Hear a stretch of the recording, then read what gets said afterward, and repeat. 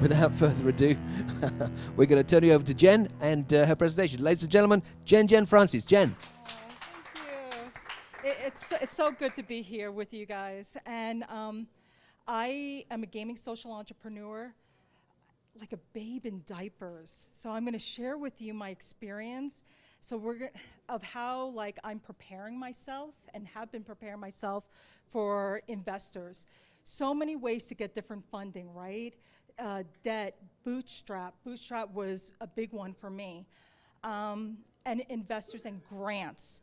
So I just want to get a feel of the audience. How many are gaming entrepreneurs? Yeah, yes, for sure. What about gaming social entrepreneur? So that's a person who has a double or triple bottom line. So social impact of some kind, not just for profit. Awesome, yep, okay. Okay, and then how many are students who have started like a college startup? Just want to make sure. Okay, all right, that's cool. Okay, so a little bit about me. Let's see. Okay, so I'm a gaming social entrepreneur. My team, we leverage the power of video game development to pay it forward to build community. And our main thing is that we develop diverse, playful experiences for diverse audiences. It was a college startup. It happened in my last year of my EAE master's program. And I just dove, head first into it. Okay, so about me, I am the daughter of a father who was a runaway at age 14. He had third grade education. My mom cleaned homes for a living. And I come from 3 generations of strong single moms. And one of the rich ladies said to my mom, "You are a $1 lady." That $1 lady had a daughter, grew up, I earned my master's, and I did something that my family hasn't done, gone into software tech. I consider myself to be also a Latina tech entrepreneur. This is Tiered World Studios' beginnings. I lived and worked in my car, and with a cell phone and a laptop, I hustled. And I was able to raise $50,000. I started with $60, so from $60,000 to $50,000. And that's the story that I want to share with you. And I've made so many mistakes, so I kind of want to focus on my mistakes, because if you guys could avoid it, that's great. Okay. So the thing that I learned, these are my takeaways, that as an entrepreneur, I am actually building 2 things. A product that appeals to consumers, but also a product, which is the business itself, that appeals to angel investors. 2 things, 2 products. Okay, so the angel investor, as we know, or just the investor, period, they're adverse to risk. They basically, they manage, where does their money come from? Let's say like funds, retirement funds, or from a company, and they said, you could trust your money in my management because I have expertise in a very volatile market, which is startups. So knowing that they're adverse to risk, I knew that I also had to mitigate a lot of risks. And so the way that I sought to mitigate those risks was okay, the founding partners. So from my experience, investors are not investing in the product, but in the team. And that team is so important, and it's important to have an organization chart that shows a line of authority. Even if it's a flat structure, like a flat management structure in practice, you still want to have that organization chart for the investors and for some decision making. Also for the team, like, okay, will one be the main founder and another a junior founder? Okay, the tech founder, what percentage of equity is this tech founder getting? If it's 20%, and this is rules of thumb in the marketplace, 0 salary. If it's 8 or less, $4,000 a month. $4,000 a month. So those type of things need to be hammered out, the roles hammered out, lines of authority, vesting schedule. So typical 1-year cliff in a 4-year vesting schedule. So that way, if the person decides to leave early before the 1 year, they're not getting any equity. So can you imagine you two are working really hard, it's the 8th year and no vesting schedule is in place, but this person decides to leave, oh, before I leave. That's horrible. And it is a headache and it is a heartache and friendships can break. And I learned out of respect for friendship, have these things in place. Oh man, okay. Personal credit. So I've come across such talented people, but the truth is because I've chose to do, like go for investors, personal credit, my own, it needs to be good, but guess what? My partners as well, if I'm gonna choose partners. Now, because my team, my founding team was international students, that's why I asked if anyone were students. And if you were students, I would have asked a follow-up question. Do you have international students on your team? Because the immigration policy, it makes it really challenging. And then on the side, I would have shared with you some of the takeaways that I learned.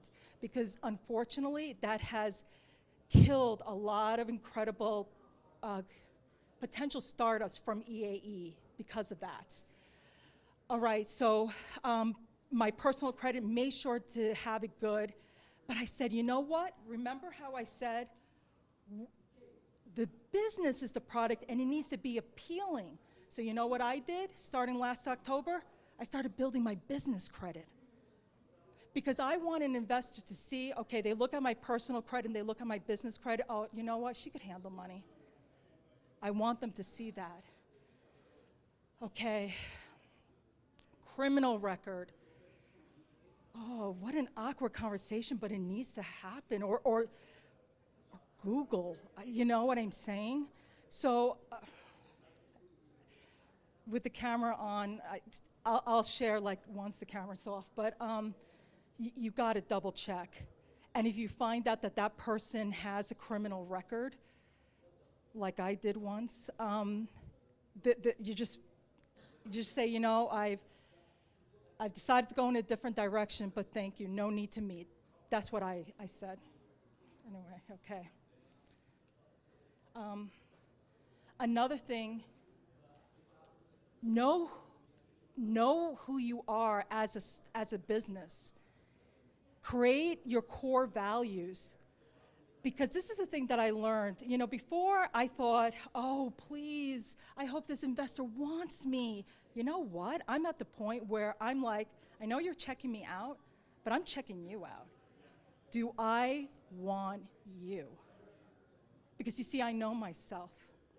I know what Tiered World Studios is all about. The team knows, we all know what it's all about. That's our core value. Community of support, oh my goodness, this is so important. Have mentors, have advisors. Oh yeah, but wait a minute, I haven't made any money, I'm pre-revenue. I'm still pre-revenue, by the way.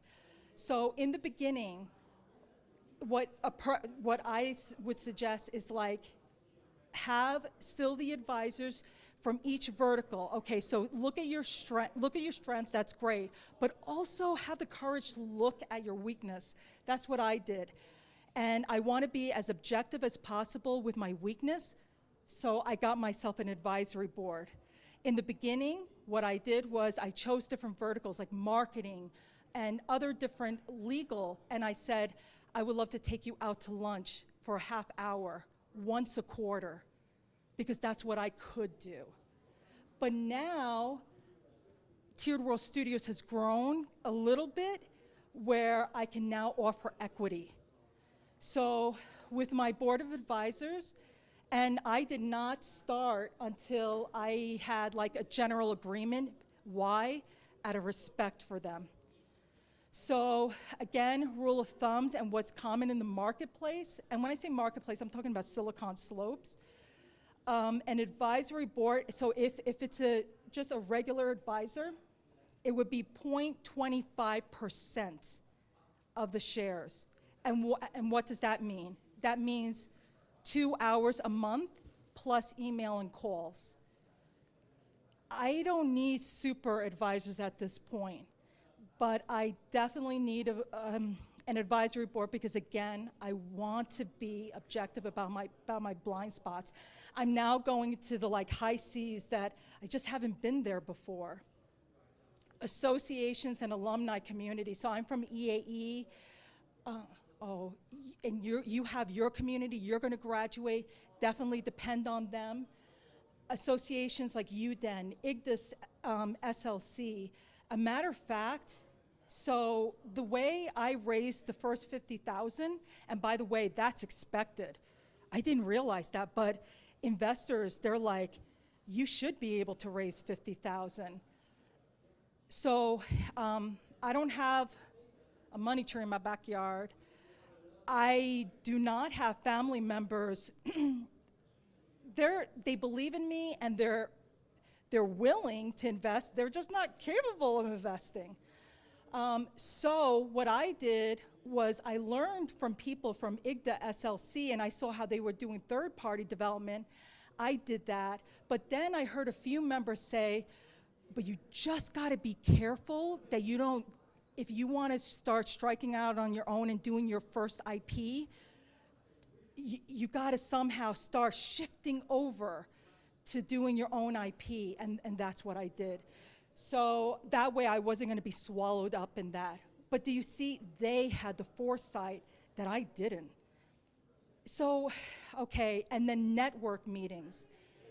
Man, this is so important, and then I'm gonna show you how important it was, because through these meetings, I was able to get a few warm introductions. Okay, and then pay it forward. So let's say any one of us, we choose to go the investor route, we meet a firm, let's say we go through the funnel and we close a deal, and you start having a relationship. Paying it forward, then if you see another game entrepreneur who also chooses that route, and you see how they are, and the business acumen and the business case that they're building, in my mind, paying it forward, a good example would be, hey Josh, I'm happy to introduce you to Contrary Capital or something like that. Pay it forward. Okay, my mistakes. Let's talk about number one. Okay, so I was so happy. My team and I, we were so happy. We did our first build, and now I could, get some money with a first build. And I remember GDC, it was in 2015, again, when I was in EAE, this one guy said, yeah, all we want to see are game mechanics. But then when I spoke with someone from IGDA SLC, they said, boy, that just hasn't been my experience. They want to see something polished. But I thought because this was polished, I could move forward. So remember how the network meetings? So someone from Walmart heard about me and what I built, not to the level. They didn't know it was this little tree. And they said, they tapped me on the shoulder and they said, pitch to us. Oh boy. Anyway, so I did. I am not joking. So this is what happened. I finished my pitch deck, and I said to to the gatekeeper, I said, I finished. And I was thinking I'd be able to practice it. And I said, because it's the holidays, it's January 2nd or something like that. No, the next day said, please bring her in. I was like, oh my God. I said, okay, hello, you know? It was so exhausting. It was like 3 hours, but I was like batting it, you know, with every question that they fielded. And then he says, I can't wait to play it. My stomach dropped to the floor. I said, I don't know what you're talking about. I said, oh, I said, we have proof of concept. He says, yeah. I said, of technology and research. Oh, this was the great thing. And then they said, we like to see proof of concept in the marketplace. Oh, it was a fantastic lesson to see it from the eyes of a business person, because I was so busy seeing it through the lens of a tech person. Anyway, so he goes, okay, you know what? And he was grooming me. He said, this is what you would want to do, and blah, blah, blah, blah, blah, and then come back. Well, guess what? I realized this was too huge. So I realized, have a publishable application, go small. Let it be polished, let it be playable, and you know what? Have a clear business model. That was my lesson. But I needed to learn some more. I needed to learn. My second mistake. So I had all of that. My team and I, we had all that. We were so happy. Look at our tree. Proof of concept, I realized I was still too big. I gotta go tiny. Okay, this might not be for someone who has X amount of money, but for me, I had to go tiny and show traction technically in the marketplace. Okay, so this is what happened. So my team and I, we were so happy. Google and this accelerator had invited us to the launch pad. And it was an invite-only event, and I said, oh, I'm definitely going. Remember that, the networking thing? And so that's when I met certain investors, and they said, you know, before you could have a publishable build or a playable build, and that would be great. We could see the vision, and we would invest in it. But the landscape has changed, and my ears perk. Or did they hurt? They hurt. Oh my goodness. So and then I was like listening, yeah, what's this change? And it was like, now we want to see traction in the marketplace. And I remember Walmart, but I just thought that was only for the corporation, not for the investors. And he says, and then you come to us. Oh my gosh. And I realized I had to go tiny. And I remember it felt like the walls were caving in and dirt was pelting on my head. I could feel the pressure, but I said, I'm gonna stay still, and I'm gonna center myself, and I'm gonna now hustle because I have the energy. And I know who I am because of the core values. So when I was hustling, I was moving with a sense of mission. So I said, team, here's the bad news, and here's the strategy. I got home, and I said, before we lay any code down, I need to get just one step of traction. And so what we wanted to create was something for restaurants, a playful, STEM-based kids rewards program for restaurants. And I said, okay, the idea is great, but now I gotta see if I can execute. So I said to Sid, I'm leaving to Salt Lake City, and I'll call you in the afternoon with a restaurant. I hustled. By 3 p.m., Sid, and he goes, yes, JenJen, I have our restaurant. I'm happy to say we're almost done with our playable build, a publishable build, excuse me, and we're gonna be piloting it in mid-May. And to show investors that I'm serious about this, I put a swath of skin into it. I'm moving from Brigham City to Salt Lake City. So we're gonna do the pilot for 1 month to get good data, not only about the app itself, but the owner is allowing for us to see the business data on his side. And at the same time, I'm gonna be hustling to get MOUs. You see what I'm saying? Oh yes, here's the pie in the sky. And I gotta read this to you so we can laugh together. How many minutes? Am I fine? Okay. Let's laugh together. Okay.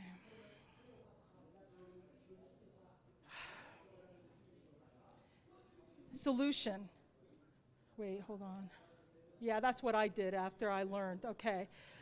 Solution. We are developing a media franchise called the No Way series that seeks to broaden and equalize access to STEM for youth through playful learning. To reduce operational logistical risk, which is true, to reduce it, the franchise will start up with No Way Friends. And then I go on, you know what? No one cares about the city series. I'm gonna tell you, no one cares to strain their neck and see the pie in the sky. Just as I wouldn't lift up the hood and start talking like technical jargon because no one cares, no one wants to strain their neck to see my pie in the sky. That is for my team and my team only. That's it. And I learned that the hard way. So now I changed it for the executive summary. I go just straight to the point. And I said, my company, Tiered World Studio, is turning restaurant tables into interactive game stations for kids to play with while helping parents entertain and educate their kids when eating out. Kid-friendly restaurants also benefit, blah, blah. Okay, just really start with that first step. Yes, I realized that this is for food businesses. I realized that I could start with restaurants and then grow to another vertical with like grocery stores, but I will not mention that. I will not. Pie in the sky. And so I knew, okay, I gotta strategize. So by the time I hit $5 million, then I will think about broadening. Until then, I'm going narrow and deep. And I will be hyper-focused. So even if I say restaurants, that's too broad. Great, I understand the market, but let's sub-segment it. So start with that first segment, dominate it, and then I go to the next little sub-segment. Dominate that, then I go to the next.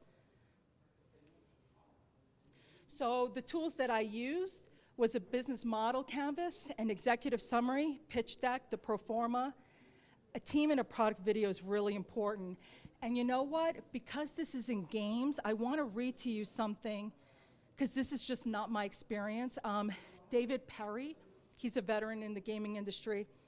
And so in addition to this, listen to what he says. Like, let's say if a person chooses to go to an investor that is exclusively gaming, their thesis is in gaming, period. Pitch docs are the documents that support that you have a good idea.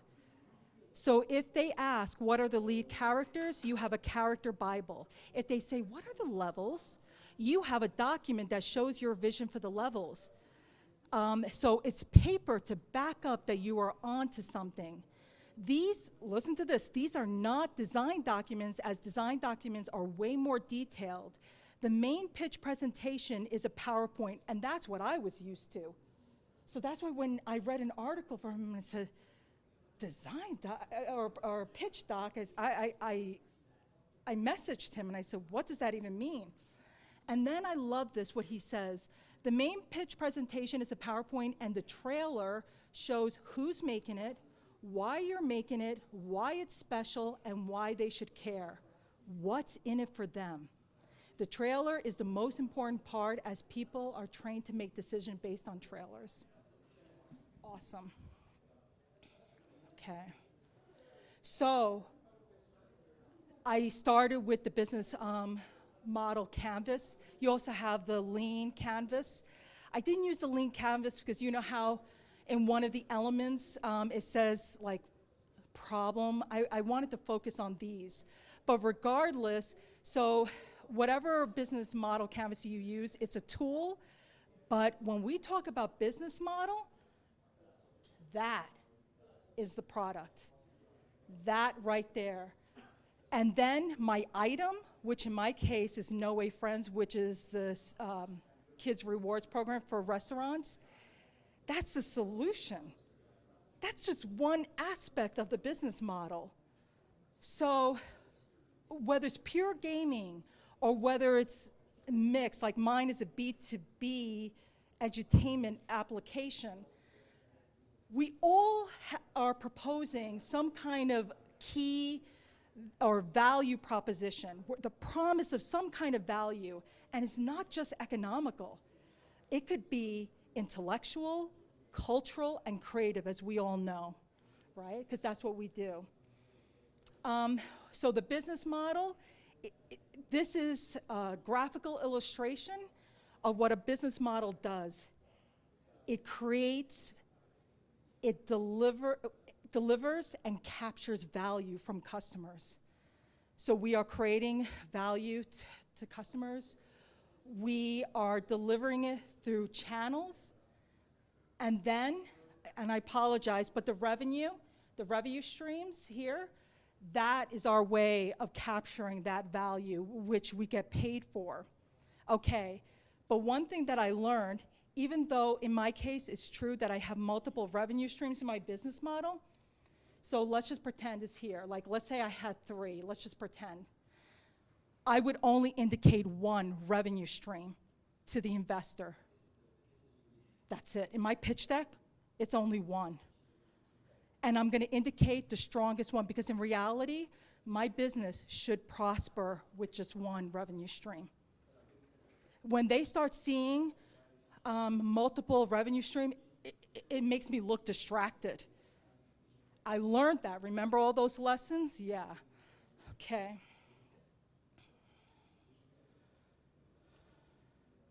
And then the executive summary, really clean, 1 page. I think someone said, a few people said they were gaming social entrepreneurs, so if you were seeking a grant, specifically SBIR, you would also submit to the program manager an executive summary, but you would not include the logo because the logo is considered a marketing piece and they don't want to see that. And if you choose to go with NSF, you would need an educational advisor on your team.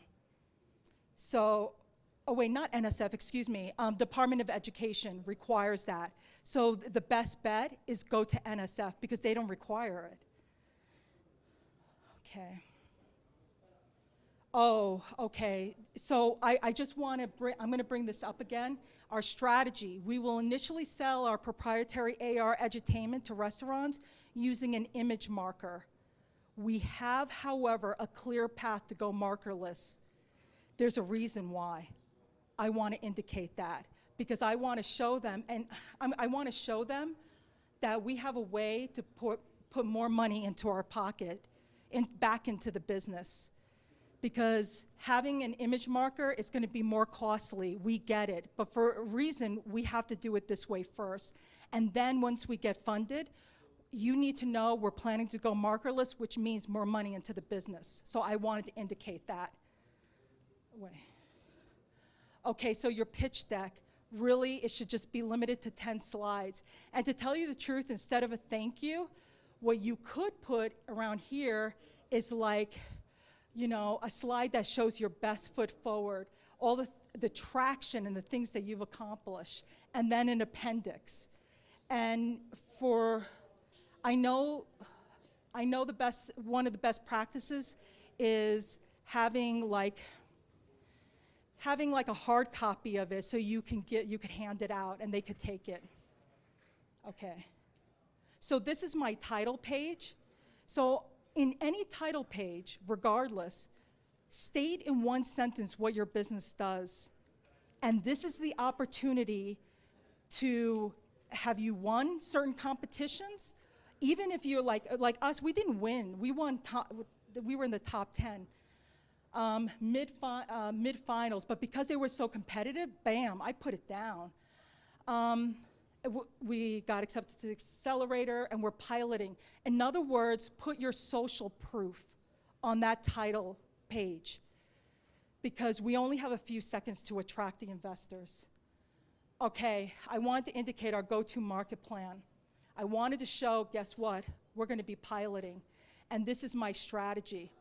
And then, while I'm talking with them, I'm going to be saying, so really, this is my strategy, is basically, I want to first focus on the first 5 customers. And I want to pause. Why? Because I want to know everything about them. Why were they attracted to come to us? What did they like about it? What did they not like about it? How would they like the financial transaction to occur? Things like that. I want to know everything about our customers so we could serve them, and then I'll go to the next 100 or 95 to make 100. Once I hit 100, then I'll go into another stage. So you see how it's done in stages? Okay, competitive analysis.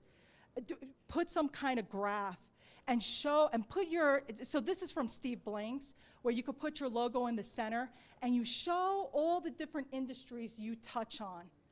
Show their successes, because you know what, guys? That could be our success. See, I didn't say mine. I said ours, because I'm viewing the investor as a partner. Financial projections. Okay. I cannot even do my financial projections without first doing my pro forma. And guess what? I can't even do my pro forma without doing the cost of goods calculation. And so when I did the cost of goods, I don't know if I showed, okay, when I did the cost of goods calculation, all of a sudden, I saw that the paper placemat, oh my, expensive, just because of the crayons. So I'm like, that's not gonna work, we're not gonna be profitable, I'm not gonna hit my goals. So, and then we were like, if we go markerless, we have the AR core and the AR kit, that means we have to do 2 builds, but it's time sensitive. I said, you know what? We're going with an optimized AR napkin for the kids. It is, and then we start making profit. And so because I saw, okay, so this is what I could sell it for, so this is, I knew the cost for each package, but also asking the people. Like I literally, you remember that business model? I laid down all my assumptions, and then I went out the building. And I talked to different restaurant owners. I wanted to understand their pain. I talked to even advertisers. They said, oh, well, if the restaurants would do this and that, but they don't want to anyway, just to understand. So, but still, I'm going to call it my assumptions in terms of the cost of the package. Because you know when it's going to, when I really know, when I actually step into the water. Put all your one-time expenses, your operating expenses, your contract labor, everything down. And then I did like 3 years out. But that's how I knew what I needed to do. And if I do what I need to do, then in 2 years, bam. And this is the mark that will tell me if I reach that, that's when I will expand to my to other verticals. Okay, so notice that that pro forma helped me. So I want to indicate before funding, we weren't resting on your money to create and build something. No, no, no, no, no. We were hustling with our product and our business case, and this is what we accomplished. But with your money, because they want to know, how are you going to spend our money? Wait, what's that? My 10 minutes. How are you going to spend our money? Okay, I'll tell you. Here are the different milestones, and these are the different things that we're going to achieve. And then you show the ask right there. In terms of the ask, this is what I'm going to say. We're looking for $150,000 in the form of convertible notes for a 17-month runway. After that, we will be profitable. We're specifically looking for a lead deal, a deal lead, excuse me, an investor who's going to take $100,000 of the $150,000 and finalize the terms so we can raise the rest. So convertible notes, why am I choosing convertible notes? Because I'm less than $1 million. And if I do an equity round, it's way too expensive. I don't even want to go there. So convertible notes is reasonable for someone who's trying to raise less than $1 million. Also, why do I want a deal lead? That basically is a venture investor who does most like a chunk of the round, and then I could backfill the remaining 50,000. And the reason is because let that person finalize the deal, and then I can move forward. So that person should be first. The biggest should be first. Oh, and then, like I said, thank you. So one thing also, so notice how I said for 17-month runway, just for you guys, I learned this. So I had no idea, 12 months to 18 months. That's the sweet spot of being, so investors, okay, this is more for like Silicon Valley investors that I know of from my experience. They want to see that you're in debt from 12 to 18 months. I was like, what? They say, yeah, because if you say that all of a sudden you're no longer in the red by the 9th month, to us, you're not thinking big enough. And I was like, okay. And if you exceed 18 months, that's also scary to us. So when I was in my performa, playing with the numbers and crunching them and what have you, I made sure that I was in the sweet spot. I was still in the red, but for me, it will be to 17 months, and then 18 months, I'm profitable. So that's good to know. Okay, thank you so much. Thank you.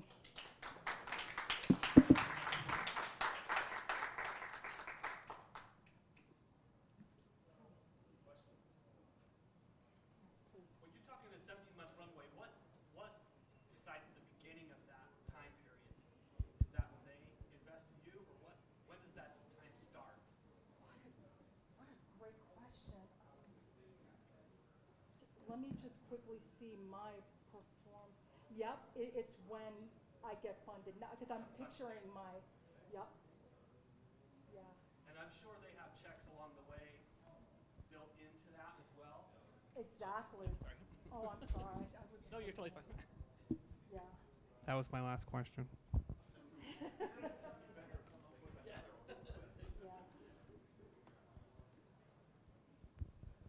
So to clarify that, and then I have an additional question. So they want you to be in debt even after they're funding you? Or they just want to see a plan? I'm in red because I'm building, I'm using that money because oh yeah, sorry. I'm in red because I'm building and I'm investing it in also in certain marketing efforts. But then it starts kicking where at the 18th month, I'm finally in the black. That's what they want to see. And then depending, you know what, even if you're a lifestyle business, to me, it's still worth doing a pro forma because maybe you don't want that hockey stick. You know what I'm saying? Growth of 10x. Maybe it says, okay, you know what? I want to have this amount to retire or this amount to completely work on my business, and then you engineer backwards. It's very personal. For me, that's the route I want to go, and that too is personal. Okay, thank you. And then I have a question when you're presenting yourself to these people so with my background, I'm originally a classical pianist where in order to be taken seriously, you are in dress black, you dress super fancy because that shows that you are in the industry that, that you're taking it seriously kind of thing.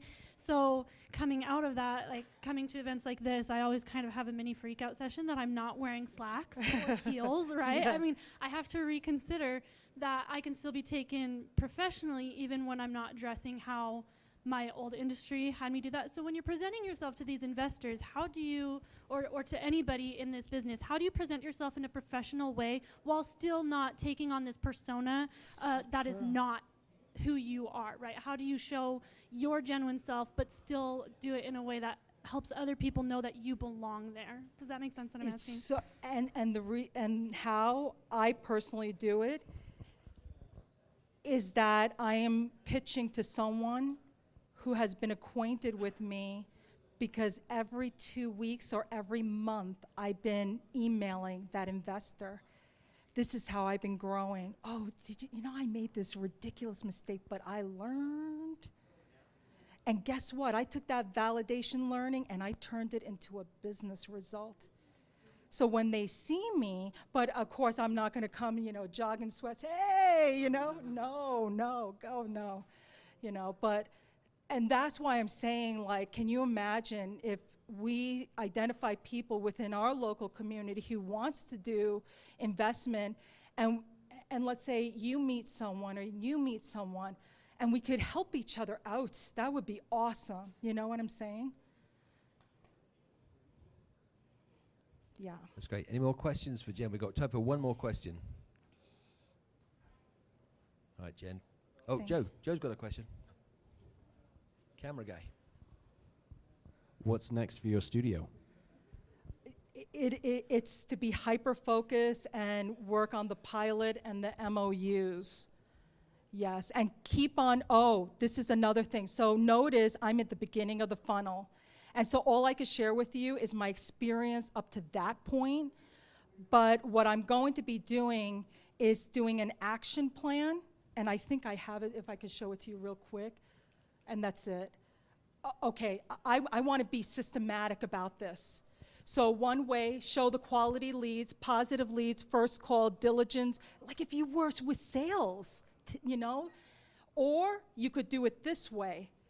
And if I do it this way, either way, I'm put this in green because I want to get my first 45, I want it to be a very strong fit. And I know what's a strong fit because I know who I am. Why do I know who I am? Because I established my core values. So I'm setting myself with goals, but I also, last thing, I want to do an action plan where I can look at these investors and say, okay, who do I know that could introduce me, make a warm introduction? Because that will increase my chances. So that's what I'll be doing. Thank you. Very good. So world domination then, Jen. That's the next step, really. That's really. Let's hear it for Jen.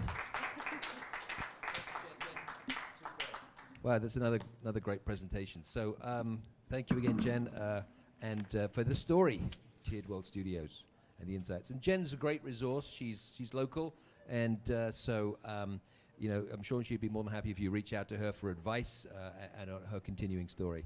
So I'm sure we'll hear more from Jen in the months to come. So are we good? Are we enjoying this afternoon so far? Yeah, that's great, John. Thank you. So we've got about an hour now break, which is a great chance for you to get to see the exhibit. So we've had even more exhibitors turn up in the last hour. So there's some stuff going on in this corner over here. There's some stuff going on in this corner over here. And Microsoft have just arrived over in the back corner over there, and they're setting up some Xbox Ones for you to go and check out. So lots happening, and what we're going to do is we're going to use the time to kind of get set up for 5 o'clock, which is YouTube influencer Stuart Edge is going to be showing us some magic and is telling us how that applies to storytelling and how he's used storytelling as a way to actually grow his business and drive traffic. And then that will lead us into the digital holy war, esports battle between the University of Utah and BYU, all coming up tonight here at Hive Ignite Week. So enjoy the next hour away from me, and we'll see you soon. Thank